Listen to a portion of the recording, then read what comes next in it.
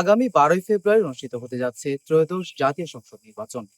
এই নির্বাচনকে কেন্দ্র করে রাঙামাটি 299 নং আসনে প্রার্থীরা তাদের মনোনয়নপত্র জমা দিয়েছেন এবং অপেক্ষা করছেন নির্বাচন কমিশনের মনোনয়ন সংক্রান্ত চূড়ান্ত সিদ্ধান্তের জন্য।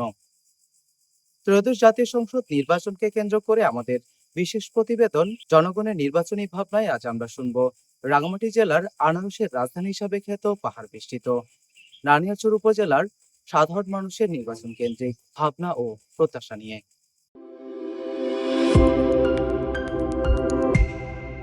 অন্তর্বর্তী সরকারের কাছে আমাদের দাবি যেন শান্তি শৃঙ্খলাভাবে মানুষ ভোট দিতে যাইতে পারে।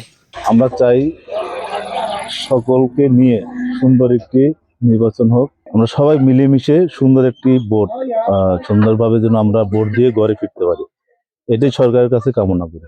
পরবর্তী যারাই এই সরকার ক্ষমতায় আসবে, এমপি হবে, আমি মনে করি যে তার এলাকায় সে সুস্থ সুন্দর ভাবে চালাবে এবং আমরা যেন সবাই সাধারণ জনগণ সুস্থভাবে থাকতে পারি এবং সন্ত্রাসী চাঁদাবাজি না হয়, এগুলার থেকে আমরা যেন বিরত সেইভাবে যেন এমপি মহোদয় তার এলাকা সে চালায়। বাইরে বাংলা সবাই যাতে ভালোভাবে থাকতে পারে, এটাই চাওয়া।